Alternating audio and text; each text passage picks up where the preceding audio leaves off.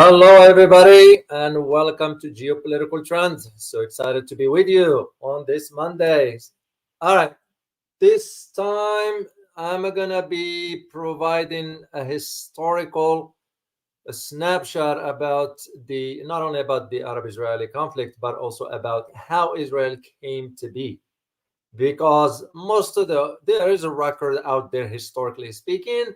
Most of it will go back to after World War II, of course World War One, when things start to be reshaped till the declaration of independence of Israel, or after World War II. So but I'm gonna go way back, as far as back as the Roman time. And this is why I figured this is nothing but just a snapshot. Of course, we can't cover this in 1 hour or two or even three. You're talking about a long history, but at least to provide you some ground or some, what's the word I'm looking for? Some basic understanding of how things have evolved over time to where it is today. So I am not going to be talking about the political aspects of the Middle East, the conflicts and so, because that's a conversation that is separate, that falls under geopolitics and so forth, which there's a lot of dynamics. Like I said last time, suffice it to say, anytime there is an eruption to the conflict of the Arab-Israeli tensions, the global economy ends up being impacted, and we're already witnessing that. So, but that's not what I'm going to be talking about. So before I'll delve deeper, I want to extend my sincere thanks to all of you, my great appreciation for your continued support. And please, if this is your first time landing on this channel here, please make sure to subscribe. I would greatly appreciate it. So, all right, let me start with the three questions, because we're going to need to ask those. How far back does the history of the Arab-Israeli conflict go? And by the way, there are now certain circles. I've been thinking about it myself. Do we always have to refer to it as the Arab-Israeli conflict or the Palestinian-Israeli conflict? What do you guys think? Because that's a there is a difference out there. You look at the countries that have normalized relations with Israel, the four countries: Bahrain, United Arab Emirates, Morocco, and Sudan. Speaking of Morocco, there were massive demonstrations yesterday in Morocco. They are against this now normalizations and so forth. Usually in Morocco, you still have demonstrations like that in support of Palestinians, and I'm sure the Moroccan government understand that. The same argument it can be made about Jordan, where the massive demonstrations in Jordan. The same argument can be made about demonstrations in London, you know, and all this. Now, some governments, not all, I shall not generalize, but some of them are sort of clamping down on, like what's happened now in Germany, like what's happening in France. You know, they're kind of like, well, wait a minute, where is that freedom of expression?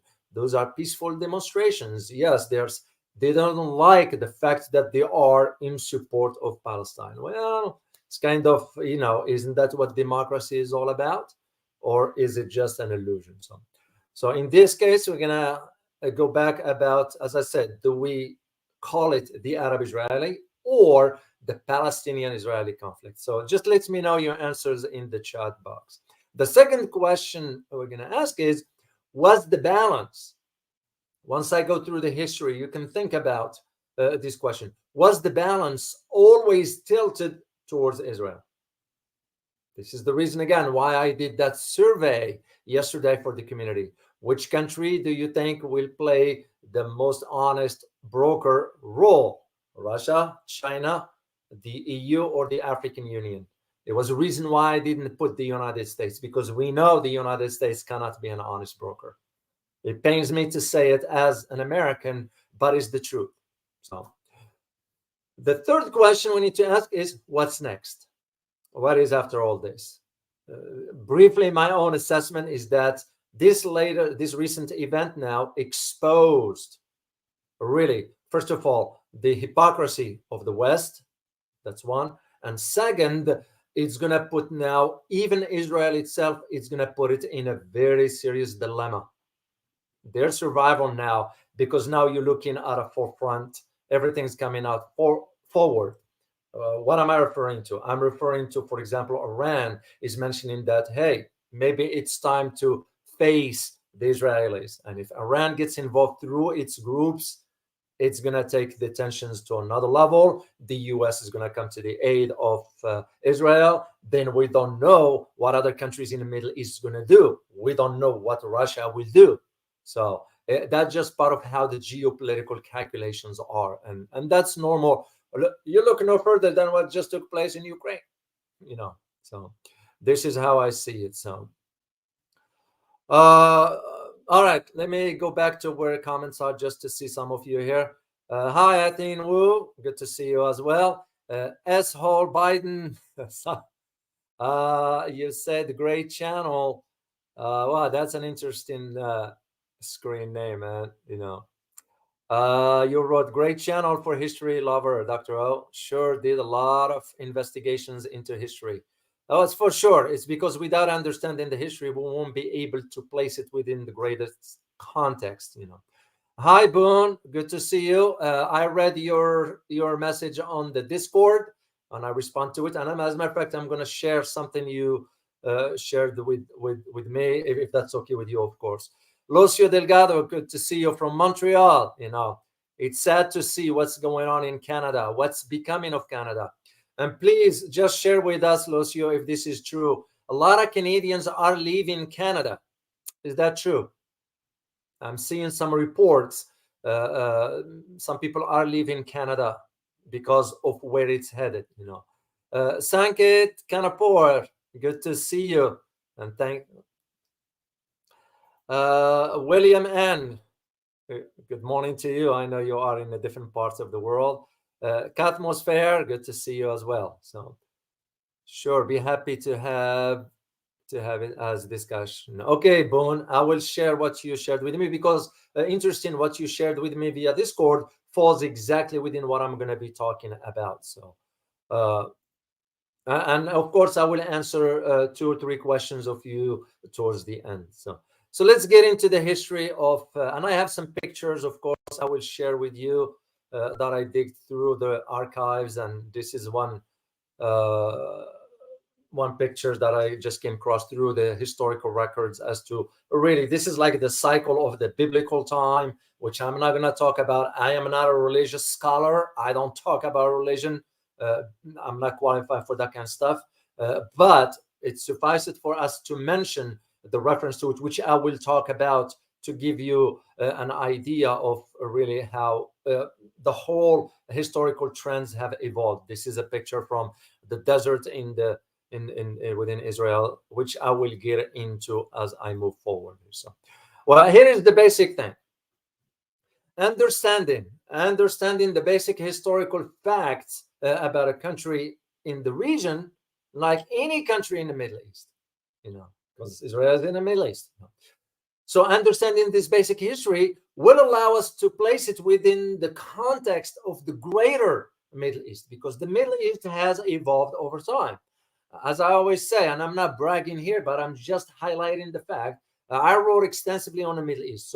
And I kind of learned over the years, over decades, how the evolvements of its history, and this is why I will always consider Middle East a volatile region that has always been, and it will always remain for the foreseeable future, the center of gravity for the ultimate dreams of conquerors and also peacemakers alike. And I wrote, by the way, one of these descriptions here in one of my books. That's when I remembered, because I've always assessed that the Middle East will always be there. So for us, within this context of what I'm going to be talking about, the political events in the Middle East post-World War II, that's when it was unfolded. Why is this important? Because right after that, those major events that include, for example, the invitation of Turkey to NATO, the North Atlantic Treaty Organization, and of course, the establishment of the State of Israel, which, by the way, from a historical perspective, just for you guys to know, at that time, he used to be the former President Harry Truman, which was, disastrous for American presidency. As a president, I never liked the guy because of his policies. not him as a human being. You know, you can't do that. Who are we to judge? You know, I don't like you because the way you look or the way you are from whatever. No, that's ridiculous. But I did not like the guy because of his policies that I read about, and because I had to do the research myself for my own writing. So Truman, here is what happened with Truman right after the establishment of the state of Israel. Truman recognized, here's the thing, recognized Israel 11 minutes after its creation, which tells you what? It tells you the story right there. So it was on May 14th, 1948, which highlight to me as a whole, it highlight the fast changing political dynamics that exist in the Middle East early on. So while the emergence of Israel on the Middle East political scene was a monumental and highly debatable event, we're going to have to go way back before 1948. And this is where the history of how Israel was created came about. And that's will be the focus of what I'm going to be talking about. So, well, of course, you think about the Arab-Israeli because it's been always known that way. It will be hard for now to change it to the Palestinian-Israeli conflict. You know, I just, even though it makes logical sense, but it's been always there because Arabs also benefit from the conflict. Let's not forget that one. So the Arab-Israeli conflict is an ongoing intercommunal, if I may use the term, a phenomenon involving political tensions, military conflict, and also other disputes between various Arab countries and Israel. You look at right now as we speak, economically, there are already tensions about natural gas fields that Israel claiming that is part of its territory, but Lebanon saying, forget about it. We have a right to that as well. Egypt has a right to that as well. So, and this is why I always said, there is always a link between geopolitical outcomes and economics or energy for that matter. And this is why those tensions have escalated during the 20th century, but mostly faded out by the early, that's the key word, the early 21st century. But the roots of the Arab-Israeli conflict have been attributed to the support by the Arab League member countries for the Palestinians, because Palestine is a member of the Arab League, you know. So this is why sometimes you have to call it the Arab-Israeli conflict, and sometimes you're going to have to call it the Palestinian-Israeli conflict. So, and all this has in turn contributed to simultaneous rise of Zionism. Now, don't confuse Zionism with Judaism. Two separate things. One from a religious aspect, the other one from an ideological perspective. But the rise of Zionism wasn't the only one, because to counter that, it was the rise of the Arab nationalism.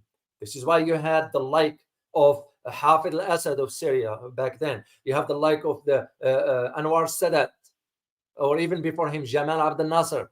You know, you got the likes of Saddam Hussein back then. All those were part of the Arab nationalism. And this was towards the end of the 19th century, though the two national movements, meaning the Zionism and the national or the Arab nationalism, had not clashed until 1920. That's when it began. So this is why it's very important to understand at least this aspect of the beginning of where this whole saga of the Arab-Israeli or Palestinian-Israeli conflict came to be. So let us get into the old history and the timeline of the Israeli history, that is. So of course, there are two records, at least the one I came across, which I will put the link for you guys in the description. You can always see this later on. So what happened is that the history of the timeline of the Arab-Israeli conflict began with Israel and Judea back in 1400 BC. And I did find some archives, pictures to reflect this one as I move along and I'll talk about this. This is a copy of a book, I believe, that was about the history of the kings of Israel and Judea. So, and this one started back, as I said, 1400 BC. The Roman conquest of Israel and its remaining to Palestine.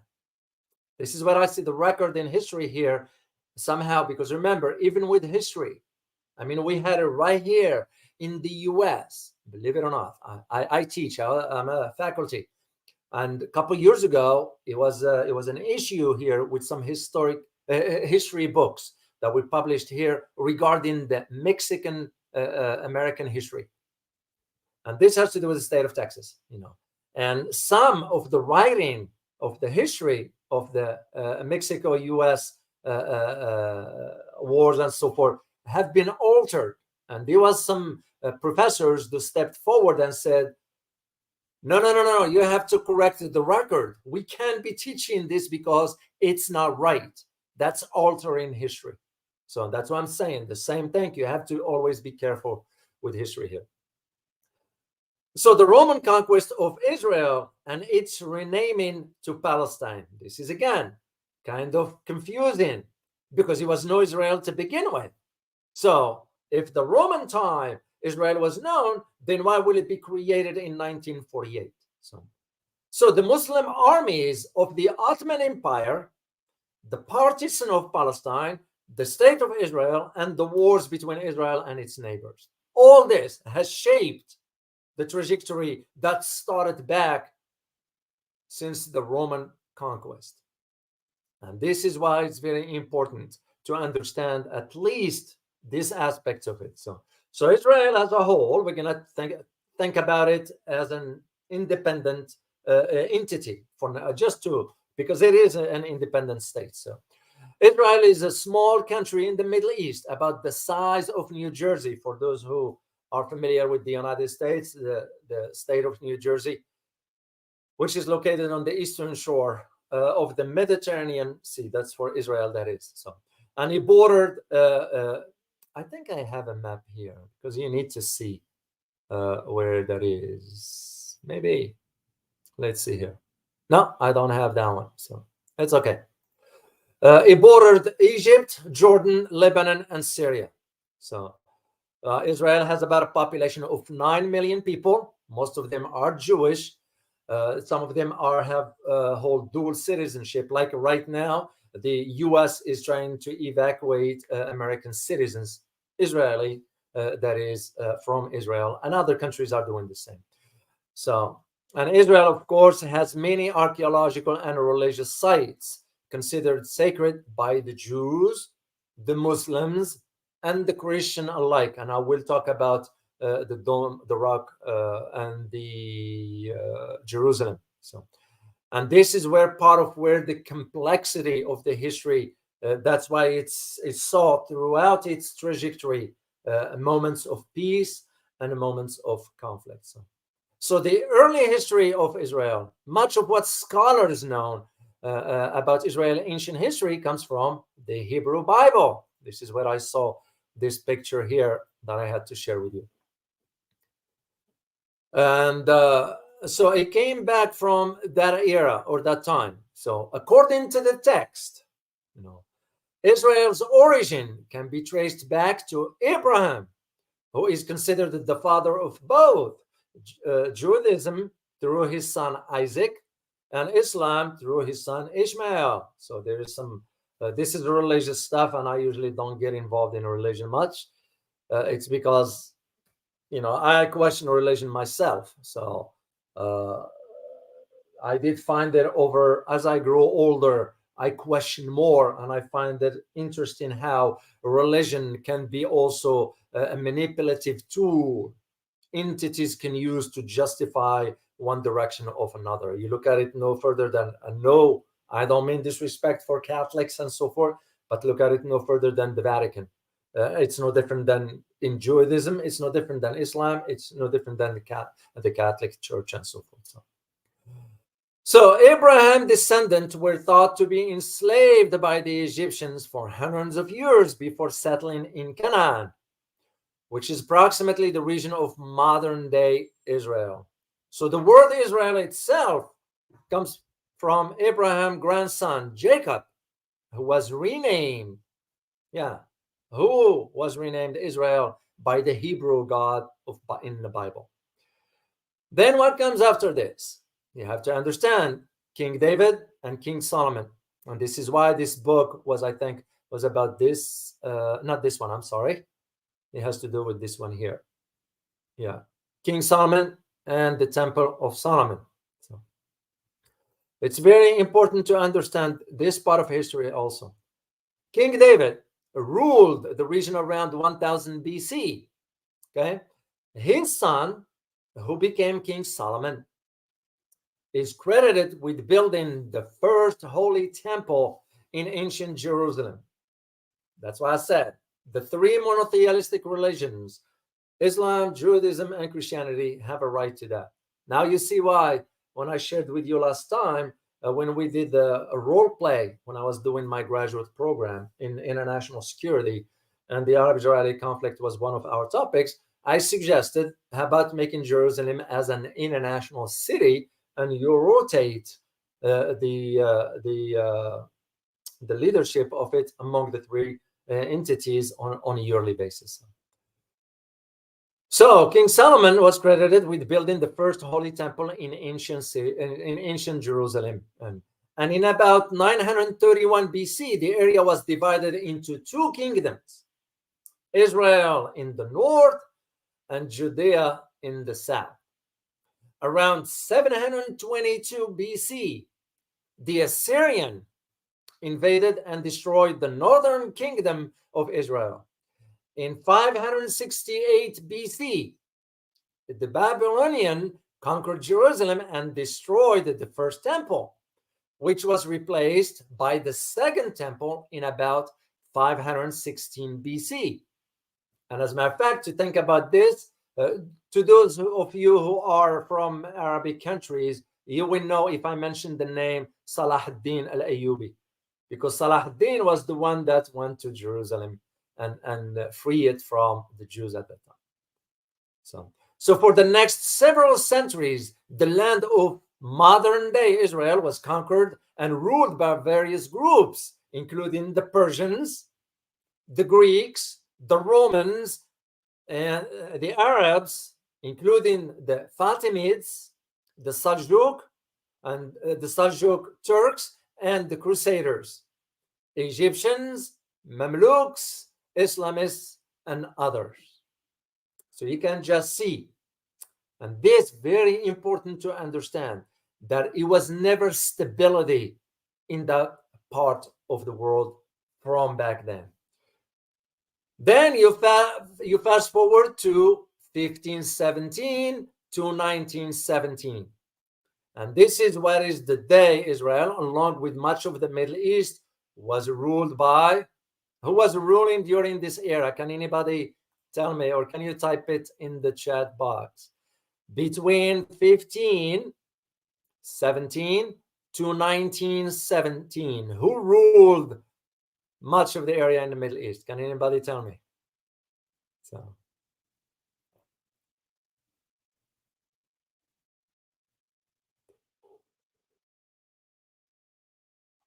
I know it takes time. Oh, you're absolutely correct. You're absolutely correct. Camp 35 mm, the Ottoman Empire. You're absolutely correct. And it's very important to understand this part.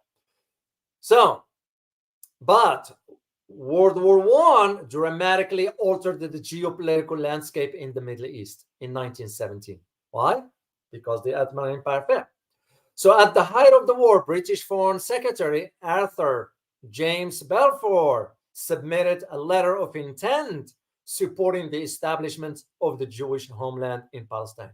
So to say it in different words, it was the British that created Israel. Yeah, there is a religious and historical ties of Israel to the past, but the creation was pushed by the Brits, because the Brits did a lot of stuff in the Middle East and, of course, in some part in Asia. So he supported the establishment of the Jewish homeland in Palestine. So the British government hoped that the formal declaration, known thereafter as Balfour Declaration, that's where it bore the name for him, would encourage support for the Allies in World War One. So basically, the declaration was to support the outcome of World War One. So it has a political ambitious to it. So when World War One ended in 1918 with an Allied victory, the 400 years Ottoman Empire rule ended, because Ottoman ruled for 4 centuries. And Great Britain took control over what became known as modern-day Palestine and Israel and Jordan. That's, you lump them all: Palestine, Israel, and Jordan, modern day. Of course, known now as Palestine. So the Balfour Declaration and the British mandate over Palestine were approved by the League of Nations in 1922. Arabs at that time vehemently opposed the Balfour Declaration because concerned that a Jewish homeland will mean a subjugation of the Arab Palestine.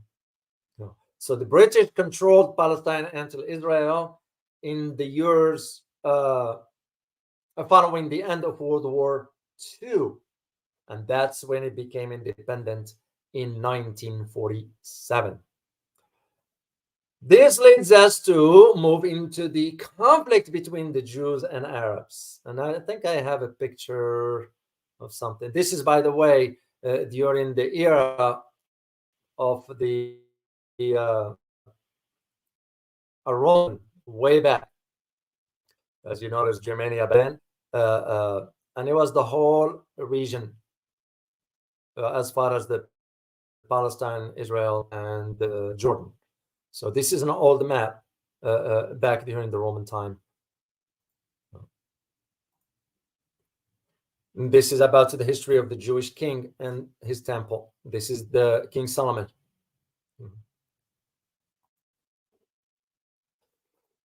So we move into the Jews and the Arabs conflict. So throughout Israel's long history, tensions between the Jews and Arab Muslims have existed. Sometimes used to be over religious line, but at the same time, the Jews coexisted with Muslims.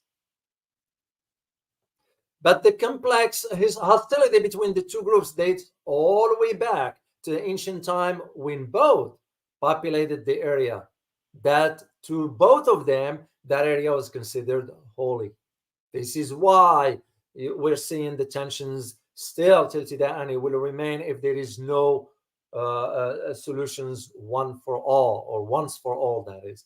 Why? Because, for example, while Israel says that it has a right to Jerusalem, which is, there is some religious ties to that, so do the Christians, so do the Muslims. That just is why it's very important. So this is why politically, when Israel moved its embassy from Tel Aviv to Jerusalem, the US was the first to support that, and it became clear as to what the objective. So both the Jews and the Muslims consider the city of Jerusalem sacred. It contains, of course, the Temple Mount, which includes the holy sites of the Al-Aqsa Mosque, the Western Wall, the Dome of the Rock, and even more other religious sites. So much of the conflict in recent years has centered around who is occupying the following areas. And there are 3 areas that you need to pay close attention to. And I'm going to detail it, and I provide you some maps for this. Let's start with the Gaza Strip. And let me share with you one picture of the Gaza Strip. This is a picture of the Gaza Strip. Very, very important to understand it. And there's 3 areas where, as I said, the Gaza Strip. Then you have the other area is the Golan Heights, which is right here. Not this one. This is the Golan Heights. Okay.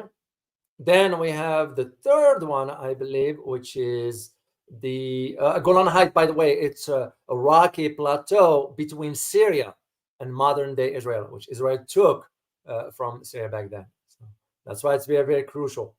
Then the other one has to do with West Bank.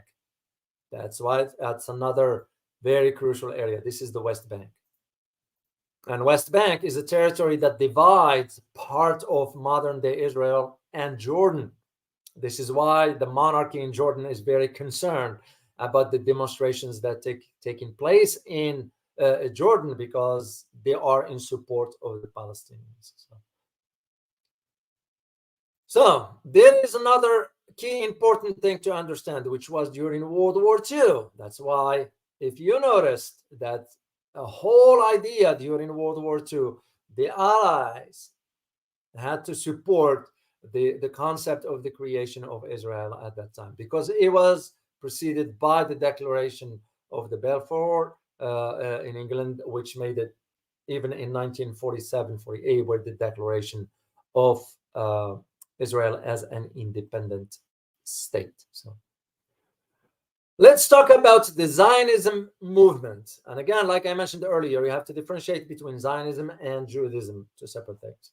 In the late 19th century and early 20th century, an organized religious and political movement known as Zionism emerged among Jews. This is one thing that is now happening on the global stage. And I tell you, because I do have Jewish friends and we talk and all that, there is a concern among the Jewish community that the support for the Jewish state is declining around the world. So, and it is a big concern for the Israeli government. So Zionism wanted to reestablish a Jewish homeland in Palestine. So this is why you are seeing a number of Jews emigrated to the ancient Holy Land and built settlements. That's another issue that is fomenting more tensions between regarding the Arab-Israeli conflict. It has to do with the settlements. Even the U.S. couldn't control Israel for that. So between 1882 and 1903, there were about 35,000 Jews relocated to Palestine. They came from different parts of the world. And of course, another 40,000 settled in the area between 1904 and 1914. We all remember the Jews from the former Soviet Union went to back to Israel. Jews from Poland. So of course, what happened to the Jews in Germany under the Nazism, which I will talk about. What I found very interesting now is that Germany now is banning any demonstrations about Palestine and so forth. So I found it very ironic. So many Jews living in Europe and elsewhere, fearing prosecution during the Nazi reign, found refuge in Palestine and embraced Zionism. So after the Holocaust and World War II ended, members of the Zionist movement primarily focused on creating an independent Jewish state. And this is what happened. This is what this map is all about. That's when the flow of the Israelis to Israel was taking place at that time. So then it becomes the question of what will Arabs do? Well, of course, the Arab resisted the Zionism movement at that time. And that's when the tensions between the two groups emerged forcefully till today, still to a degree. So an Arab nationalist movement developed as a result. That's what was the era of Jamal Abdel Nasser and Hafez Assad back then, Saddam. I can't think of anyone else at that time, even Gaddafi later on. So, Israeli independence, 1947, the United Nations approved the plan to partition Palestine into Jewish and Arab states in 1947. Of course, the Arab rejected that. And in May 1948, Israel was officially declared as an independent state, with David Ben-Gurion, the head of the Jewish Agency, as the prime minister. Because remember, in Israel, the president is a ceremonial figurehead. is the prime minister, who's the caregiver or the caretaker rather of the government. So while this historic event seems to be a victory for the Jews, it is also marked the beginning of more violence with the Arabs. And we'll start with the 1948 Arab-Israeli War. This one took place, of course, following the Declaration of Independence of Israel. And you had the 5 Arab countries, Egypt, Jordan, Iraq, Syria, and Lebanon, immediately invaded the region in what became known as the 1948 Arab-Israeli War. Civil war broke out throughout all of Israel, but a ceasefire agreement was reached in 1949. So as part of that temporary armistice agreement, the West Bank became part of Jordan. That's how it became. And the Gaza Strip became part of Egypt, or Egyptian territory. That's why those 2 countries, Jordan and Egypt, will always be involved in this, because any tensions in Palestine or the flood of immigrants, whatever. This is why it didn't make sense when Israel had to warn about 1 million people in Gaza to leave. Where are they going to go? Jordan cannot absorb that. Egypt cannot absorb that. Most Arab countries will not be able to absorb that.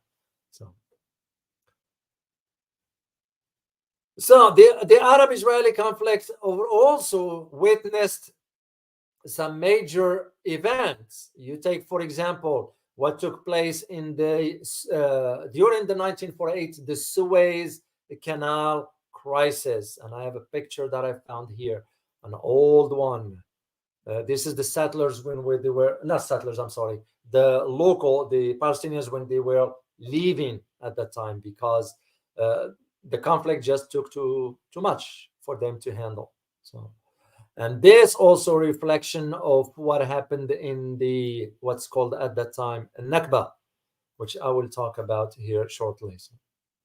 So 1956, Egyptian President Jamal Abdel Nasser at that time overtook and nationalized the Suez Canal, which was a very problematic for the West, UK and the US at that time. That's why at least that's why the US got involved to begin with. So the important shipping water for trade, and here's the Suez Canal. This was an aircraft carrier there. That's the US back then. It's a narrow strait, but it's a very, very, very, very crucial.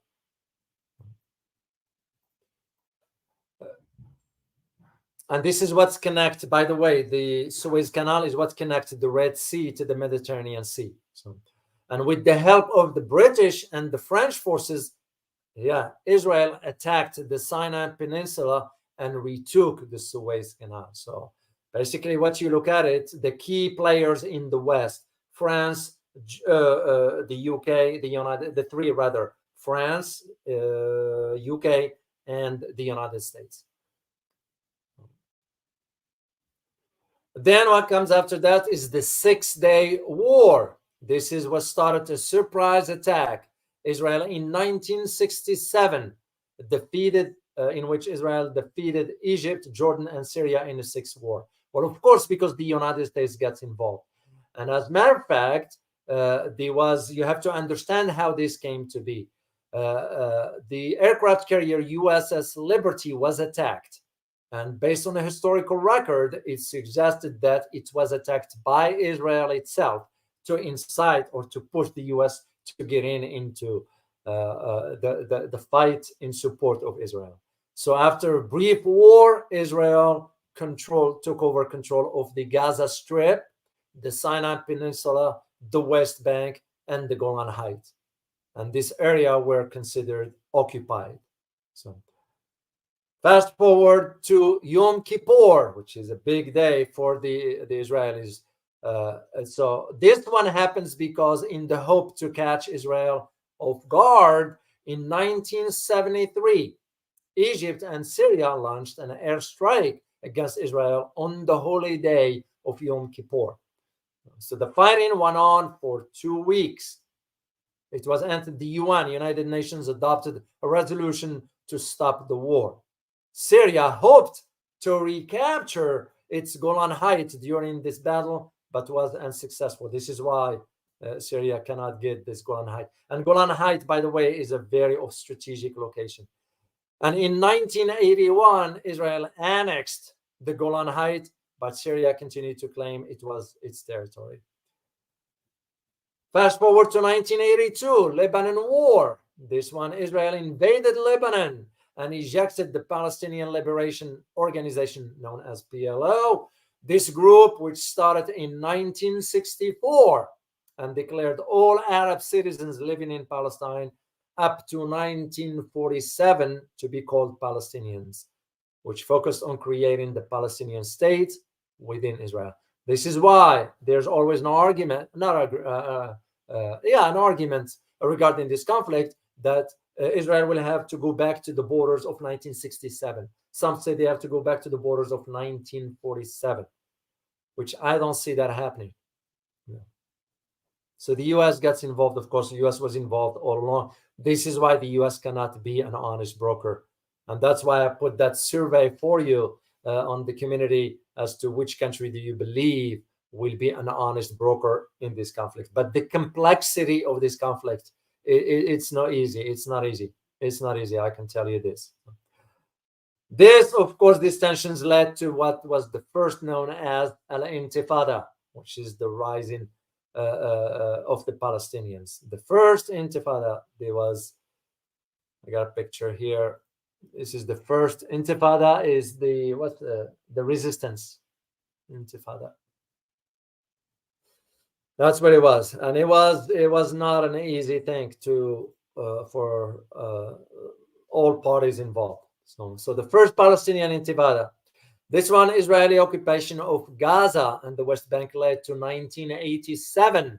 That's where the first it's uprising. That's the translation for it. Intifada, Arabic term for uprising, and it led to a really hundreds of that. A peace process known as the Oslo Peace was established and ended the Intifada at that time. So Intifada, also another word for it, is the shaking off. After this, the Palestinian Authority formed and took over some territories in Israel. And in 1997, the Israeli army withdrew from parts of the West Bank. Yes, it took place. I remember that one. So then there was a second Palestinian Intifada. This one, that's when it launched some suicide bombers and other attacks on the Israelis in 2000. That's the results of where they start to see the suicide bomb, because it was introduced through when Israel went into the southern Lebanon at that time, and that created just more tensions. So the resulting violence of this lasted for years until a ceasefire was reached. Israel announced a plan at that time to remove all troops and Jewish settlements from the Gaza Strip by the end of 2005. Then came second Lebanon war. Israel went to war with Hezbollah. That's why Israel does get concerned about Hezbollah. They are, if you ask Israeli military commanders who they fear the most, they will tell you, well, they won't tell you, of course, but it's Hezbollah, which is a Shiite Islamic militant groups in Lebanon. So in 2006, the UN negotiated a ceasefire, which ended the conflict a couple of months after that. So that's what led to the Hamas war. The first one, Hamas, on the other hand, is a Sunni Islamist group, and that's what the war, the first one in 2006, took place. Some of the more significant conflicts took place between 2008, 2012, 2014, 2021, and the recent event in 2023. So this is why it's important to understand this aspect. So, basically, where things stand today, well, clashes between Israel and Palestinians are still a commonplace. That's why I'm saying, to resolve this issue, you have, first of all, to have an honest broker. That's one. Second, you have to consider the security concerns of all parties.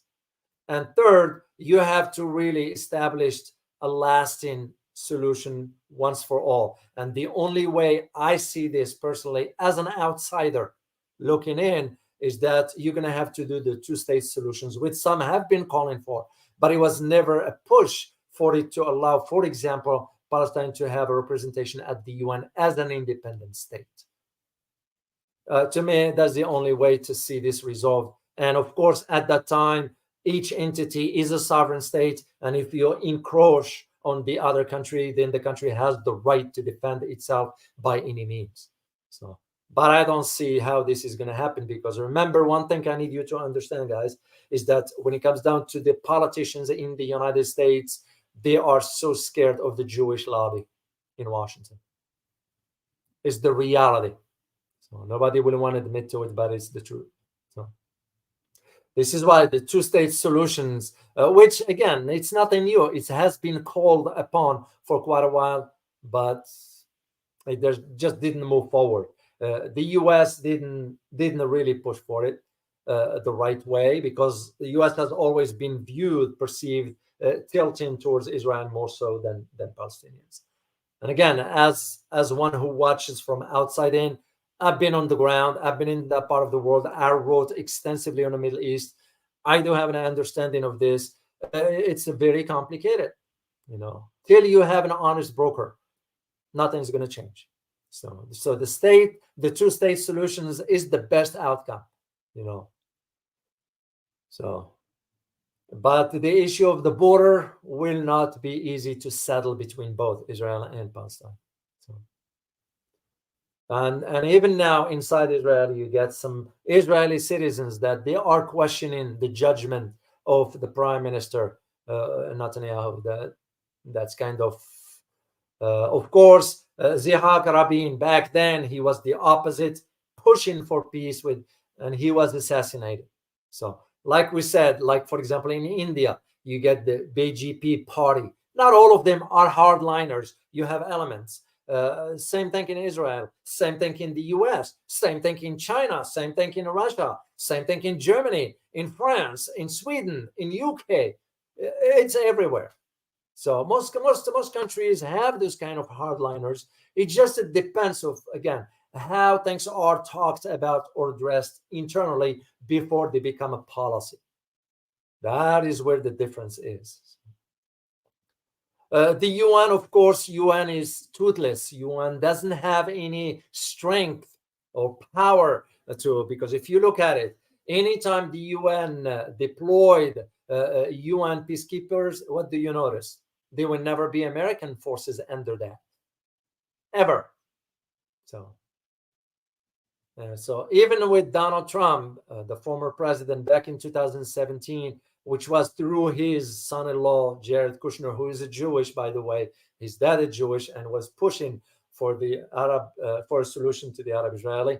He wasn't pushing for that. He was pushing for the normalization of relations. That's why those four countries, Morocco, Sudan, Bahrain, and United Arab Emirates, agreed to normalize. Now they are being put into the spot. This is why the Saudis now freezed the plan for any normalization. Most countries in the Arab world are like, no way, that ain't gonna happen. So that's whether it's gonna happen or not, I don't know. That's remains to be seen. So I want to go back to one point that Boone mentioned during because he sent me a message on Discord. I'm on Discord. That's for members and so forth. You can always, if you are a member, you can access the Discord. And usually I communicate with the members through there. So, and that's what I intend to do, at least with either Patreon, where I will have one monthly live with you, and I'll do the Q&A for the channel members and supporters. So what Boone wrote, and I quote here, if we look in the Roman Empire period, they resisted the religious cult of the emperor. And because of that, they were prosecuted and forced away from their homeland. And throughout the Middle Ages in Europe, they were also unable to integrate in whichever Christian state, meaning the Jewish Perhaps it was more a problem of the Christian mentality than theirs, meaning theirs the Jewish, since they coexisted well enough with Islamist state, as in Spain and Iraq and so forth. End of quote. Spot on, Boone, because that's what Jewish coexisted with Muslims even back then.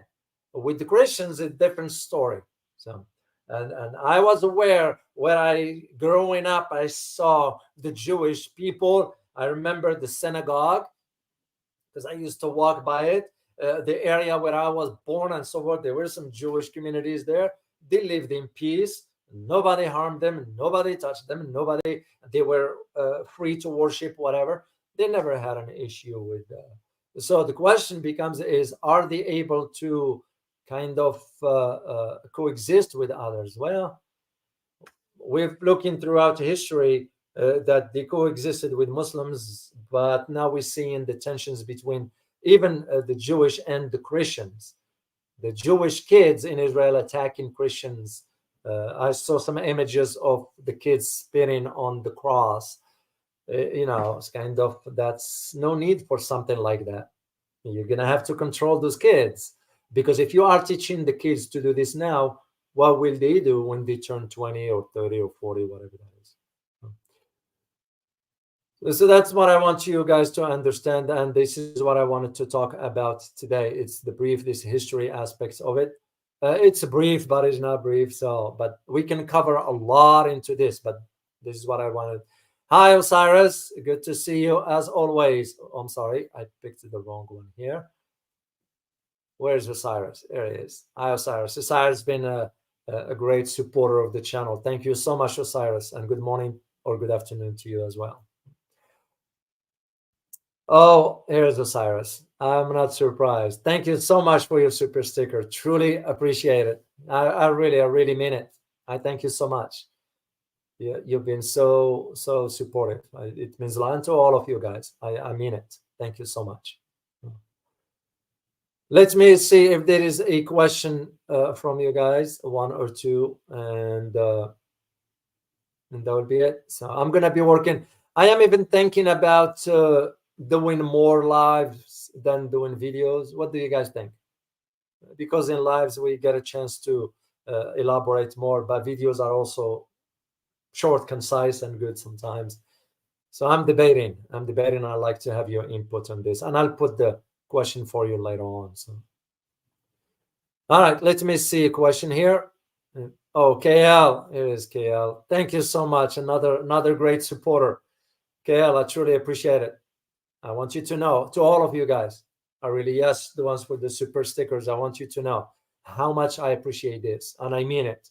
And I'm not that type to say things just to sound nice, or that's not my personality.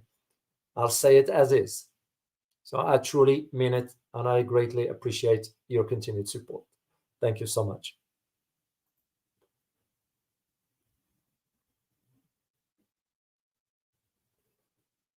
Yeah, David K. I could down the road. Yeah, because it's worth highlighting both sides of the arguments. Remember, the Arab-Israeli conflict, you have to look at it also in a way that even some Arab or Muslim countries do think or use the Arab-Israeli conflict as justification to sometimes divert the attentions from the local failure in economic, education, social settings, and so forth.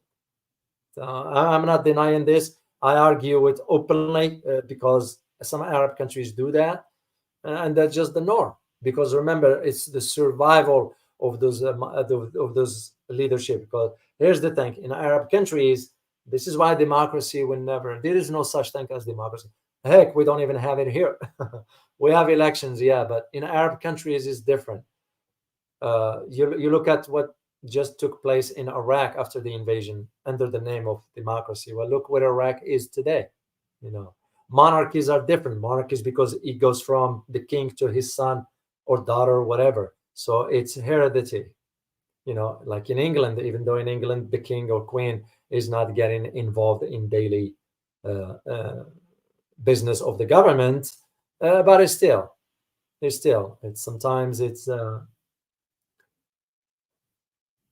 It's the prime minister that manages this kind of relations. And it's the same thing in the Arab world. It goes both ways. And I've always argued this. Till they figure out how things are, I don't see how it's going to change. And this is why some Arab countries use the Arab-Israeli conflict as justification. So, all right, let me see if there's a question here before I sign off, and I will answer this for you. And thank you guys all for keeping it civil in the chat box. Truly appreciate it. Yeah, I had to track down, believe it or not, last time. I do have my ways of finding out. I had to track down where that particular troll was coming from. So, and I understand why. And so, anyway, it's in the past. Let's see if there's a question from you guys, and I will.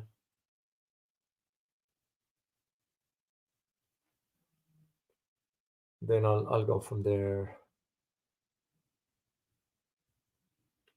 Yeah, because I want you guys to be part of this conversation also. And to me, that's the whole idea of learning. You know. All right, let's see a question here from 1984. Will the current conflict in Gaza be enough to pivot the US back into the Persian Gulf? Or will the US still remain laser focused on Russia and China? Well, the US will, that's a great question, by the way. The US will try to do all, which we can't. That's why I always say, if you remember my conversation with Scott Ritter, can we fight two front wars? There is no way. We can't even fight one with a well-established army and military like Russia, like China. No, we can't. Even North Korea, we can't. Or Iran for that matter. So what the US is going to end up doing, this is why you have the Secretary of State is already in Israel again.